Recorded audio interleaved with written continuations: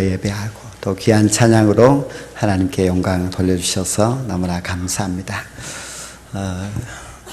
교육은 참 중요합니다. 교육이 중요하다면은 가르치는 교사도 참 중요합니다.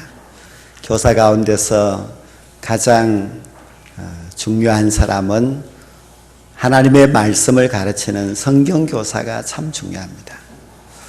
우리 교회도 어린 생명들을 가르치는 성경교사들이 많이 있습니다. 하나님의 말씀을 그 어린 생명에게 매 주일마다 나와서 열심히 가르치는 우리 모든 교회학교 교사들은 하나님 앞에 분명히 큰 복을 받게 될 줄로 믿습니다. 여러분들도 우리의 다음 세대를 책임지는 우리 교사들을 위하여서 항상 기도해 주시면 감사하겠습니다. 지금부터 3,500년 전에 아주 훌륭한 성경 교사가 있었습니다. 그는 바로 모세입니다.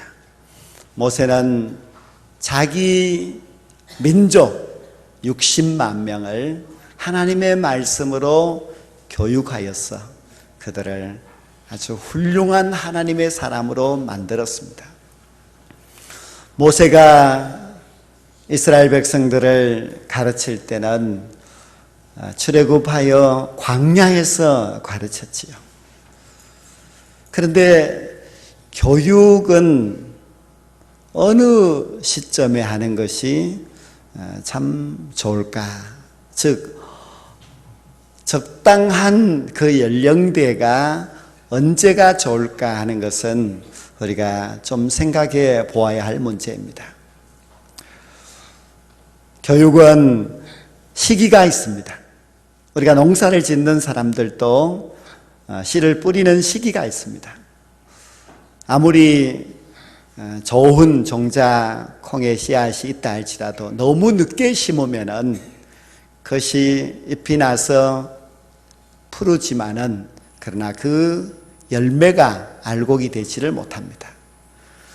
아주 적합한 시기, 그 시기에 심어야만이 좋은 열매를 맺을 수 있는 것처럼 교육도 아주 적합한 시기에 교육을 해야 거기에 좋은 열매를 거둘 수가 있습니다. 모세는 애굽에서 종살이하고 있던 이스라엘 백성들을 출애굽시켜서 시내산 아래까지 갔습니다. 시내산 아래에서 1년을 그 백성들을 교육하였습니다. 하나님의 말씀으로, 그리고 최고의 교수인 모세가 아주 철저하게 열심히 교육을 시켰습니다. 그런데 그 교육이 조금 너무 늦은 시기에 시켰는지 1년 교육받은 그 이스라엘 백성들이 하는 말과 행동은 너무 실망스럽습니다. 그들이 하나님 앞에 원망합니다. 모세를 향하여서도 불평합니다.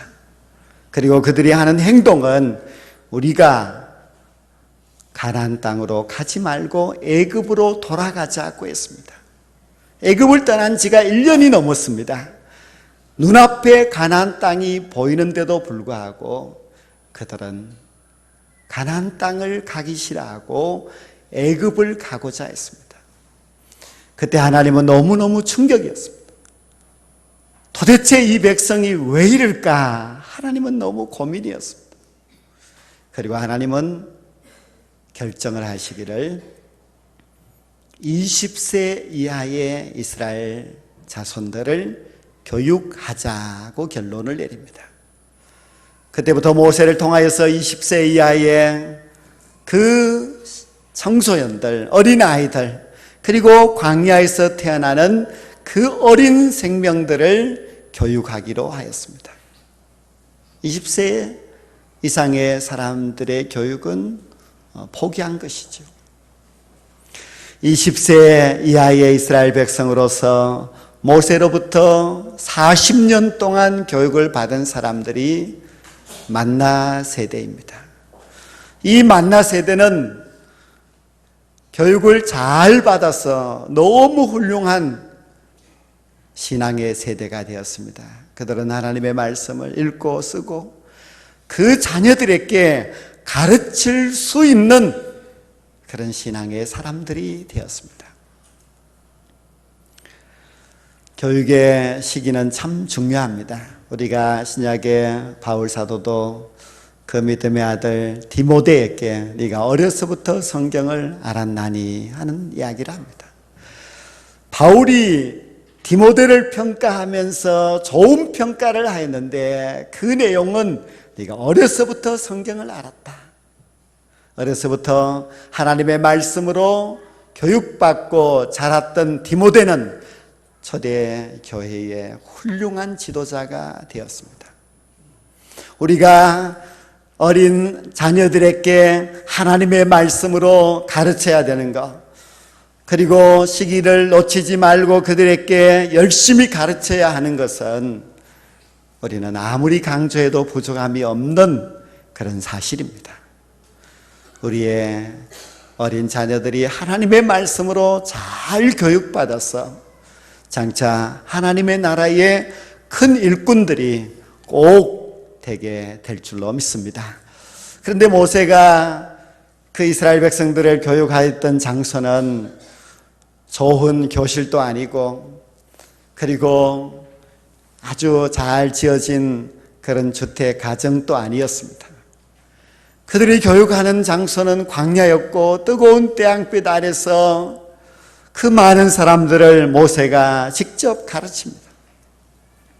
참 좋지 못한 환경이었지만은 그러나 그 결과는 참 좋았고 훌륭했습니다. 그로부터 세월이 900년이 지나갑니다. 하나님께서는 이스라엘 백성들을 재교육을 시키겠다고 하셔서 그들을 다시 교육시키는데 그 교육의 장소는 광야보다도 더 힘든 곳입니다. 이스라엘 백성들이 나라가 망하여서 포로가 되어서 바벨론에 끌려가서 포로 생활을 하면서 교육을 받습니다.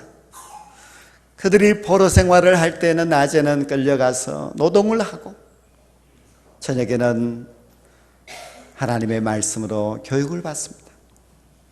그때 가르친 교사는 에스겔이었습니다. 에스겔 선지자는 자기 백성을 가르치는데 그때 교재는 예레미야서 말씀이었습니다. 예레미야가 저 예루살렘에서 보내온 그 편지를 가지고 자기 백성 이스라엘 백성들을 밤에도 또 틈만 나면은 가르치고 가르쳤습니다. 그런데 에스겔이 그 백성들을 교육하였던 그 기간은 40년이 아니라 40년에서 한 세대가 더한 기간 70년 동안이나 가르쳤습니다. 본래 바벨론은 교육의 나라입니다. 바벨론의 정책의 핵심은 교육입니다. 그래서 바벨론 제국은 여러 나라에서 이제 포로로 끌고 오는데 그 중에서 아주 영특한 그런 청소년들을 발굴해서 그들을 데리고 와서 자기 나라에서 좋은 시설이 갖추어져 있는 왕이 직접 경영하는 대학원에서 그들을 공부를 시켰습니다. 바벨론의 교육, 바벨론의 그 좋은 시설, 최고의 교수들, 그들이 다 갖추어져 있는 그곳에 예루살렘에서 끌려온 다니엘과 세 친구들도 입학을 하게 됩니다. 그러면 이들이 그 바벨론 대학원에서 어떤 자세로 공부를 해야 되겠습니까? 그들은 좋은 기회가 주어졌습니다. 그들은 바벨론에서 크게 성공할 수 있는 아주 좋은 그런 기회를 받았습니다. 그렇다면 바벨론의 교육에 적극 순종하고 그리고 그 교육을 잘 받아서 장차 바벨론 제국에서 높은 신하가 되면 얼마나 좋겠습니까? 그런데 우리가 다니엘서 말씀을 보면은 이렇게 최고의 엘리트로 발굴되어 바빌론 대학원에 입학한 다니엘과 세 친구들은 자꾸 부딪힙니다. 왜 부딪히는가? 우리는 이미 저 예루살렘에서 제사장 나라의 교육을 받은 사람입니다. 자기들이 교육받은 내용과 바벨론에서 교육하고자 하는 그 내용이 서로 맞지 않기 때문에 거기에 대립을 한 것입니다. 대립할 일이 아니고 순종하고 잘 배워서 성공해야 될 사람이 자기들이 가지고 있는 지식을 가지고서 대립을 하고 있으니 얼마나 어리석은 일입니까? 그러나 다니엘과 이 세 친구들은 어렸을 때부터 이미 제사장 나라의 법을 공부하였고, 그리고 어렸을 때부터 하나님의 나라의 시민으로 살아가는 법을 다 공부하여서 다 터득한 사람들입니다. 그래서 이 다니엘과 세 친구들은 이 바벨론의 학교에서 자기들의 방식대로 살아가겠다고 하게 됩니다. 그런데 그 대립에서 이 사람들이 안 될 것 같았지만은 3년이 지난 후에 졸업을 할 때는 결과가 너무 달랐습니다. 다니엘과 세 친구들이 얼마나 청명한지, 다른 나라에서 끌려온 그 모든 엘리트들보다도 무려 10배나 더 지식과 지혜로서 뛰어났습니다. 그래서 제사장 나라의 교육이 세상 나라의 교육보다도 더 뛰어나고, 그리고 하나님을 섬기는 하나님의 백성들이 얼마나 대단한가 하는 것을 그 이방 나라에서 보여주면서 하나님께 영광을 돌려드렸습니다. 하나님의 말씀 성경은 참 신비하고 놀랍습니다. 하나님의 말씀으로 교육받았던 그 10대의 이 젊은 청소년들이 교육을 최우선으로 생각하는 바벨론 제국에서 가장 뛰어난 인재가 되었다고 하는 것은 하나님의 말씀으로 얼마든지 글로벌 리더가 될 수 있다는 것을 잘 보여주고 있습니다. 하나님의 말씀은 대단합니다. 그 말씀으로 잘 교육되면은 우리의 자녀들도 이 세상 어디에서든지 세상 사람들을 깜짝 놀라게 하는 뛰어난 그런 인물이 반드시 될 줄로 믿습니다. 그런데 이 다니엘과 세 친구들은 그래도 0.1%의 특혜를 입은 사람들이지요. 이들은 그래도 발굴되어서 왕으로부터 직접 그렇게 보살핌을 받았던 그런 사람들인데, 나머지 99.9%는 그럼 무엇을 했느냐? 그들도 역시 교육을 받습니다. 그들은 그발 강가에서 노동의 일꾼으로 끌려나가서 일을 하지만은, 그러나 돌아와서는 에스겔에게 또 하나님의 말씀을 배웁니다. 에스겔은 하나님의 말씀으로 그들을 가르칠 때에 실물 교육을 많이 하였습니다. 에스겔이 한 실물 교육 가운데서 한 가지를 말씀드린다면은 녹슨 가마의 교훈이었습니다. 에스겔이 큰 가마를 하나 가지고 와서 그것을 걸어놓고 아주 토실토실 살찐 양을 한 마리를 잡아서 껍질을 벗기고 각을 뜨고 그 양고기를 그 가마 속에다가 넣었습니다. 불을 지피기 시작해서 불을 열심히 떼었는데 연기가 김이 모락모락 나고 아주 맛있는 냄새가 납니다. 그런데 그 고기가 잘 익었는데 꺼내어서 먹으려고 하지 않고 계속 불을 떼게 합니다. 그러더니 뚜껑을 열고 고여있는 피가 있다면서 그것을 쏟고 다시 불을 떼게 합니다. 점점 물이 줄어듭니다. 사람들의 마음은 조마조마한데도 계속 불을 떼게 해서 그 양의 고기는 다 익은 것이 아니라 타기 시작하였고, 양의 뼈도 타기 시작합니다. 물은 다 없어지고 고기도 타버리고 말았습니다. 왜 그렇게 하는가? 그 가마는 녹슨 가마이기 때문입니다. 뻘겋게 녹이 쓸어있는 그 가마에 아무리 살찐 양을 잡아서 넣었다 할지라도 그 고기는 사람이 먹을 수 있는 고기가 못 된다는 것을 보여주었습니다. 녹슨 가마는 곧 이스라엘입니다. 이스라엘 백성들이 오랜 죄악으로 말미암아 그 죄악의 녹이 들어있었고 그 녹슨 가마로서는 아무것도 안 된다는 것을 에스겔이 보여주었습니다. 녹슨 가마의 그 녹을 제거하는 것, 그것이 바로 바벨론의 포로 생활이었고 그 포로 생활을 통하여서 그 백성들을 깨끗하게 만드는 것, 그것이 바로 교육이었습니다. 예레미야가 주었던 그 교육의 지침의 첫 번째는 이스라엘 백성들은 바벨론 땅에서 채소를 심지 말고 나무를 심으라. 두 번째로는 차막을 치고 살지 말고 집을 지어서 살아라. 왜 이런 교훈을 주었을까? 그것은 바벨론 땅에서 잠시 사는 것이 아니라 오래 살 준비를 하라는 겁니다. 자녀를 낳고 그 자녀를 결혼을 시키라고 했습니다. 이스라엘 백성들은 그저 고국으로 돌아갈 것만 생각하였지만은 예레미야는 70년이라는 세월을 말씀하면서 바벨론 땅에서 머물러 살 것을 가르쳤습니다. 또 한 가지 가르친 내용은 바벨론의 평안을 위하여서 기도하라고 했습니다.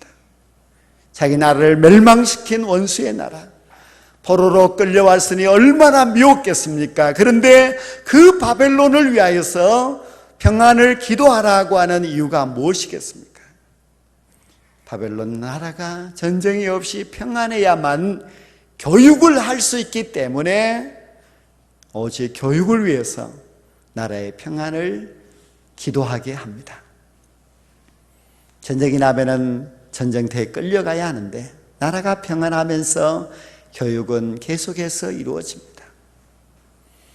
70년의 바벨론에서의 교육은 이스라엘 백성들을 녹을 다 제거하여 버리고 이제는 깨끗하여서 어떤 것도 담을 수 있고 그리고 맛있는 음식도 만들 수 있는 그런 좋은 그릇이 되었습니다. 그것은 징계였지만은 그러나 그 징계는 교육이었고 그 교육을 통하여서 이런 놀라운 일을 할 수 있었습니다. 교육은 참 중요합니다. 하나님께서는 이스라엘 백성들을 바벨론의 포로로 끌려가게 해서 거기서 70년을 교육하게 하였는데 그 교육의 결과가 어떻게 되었겠습니까? 그 교육의 결과는 그 이스라엘 백성들의 후손들이 아주 극상품 무화과 나무의 열매와 같이 되었습니다. 보통 열매가 아니라 아주 극상품의 열매가 될 정도로 교육은 아주 성공적이었습니다. 그 교육을 통하여서 바벨론과 페르시아 제국의 총리가 된 다니엘도 있었고 그 교육을 통하여서 에스더 왕후와 같은 멋진 신앙의 사람도 나왔습니다. 그리고 바벨론의 70년 교육을 통하여서 스룹바벨과 같은 총리, 느헤미야와 같은 훌륭한 총리도 나왔습니다. 여호수아와 그리고 또 에스라와 같은 학개와 같은 아주 좋은 신앙의 지도자들도 세워졌습니다.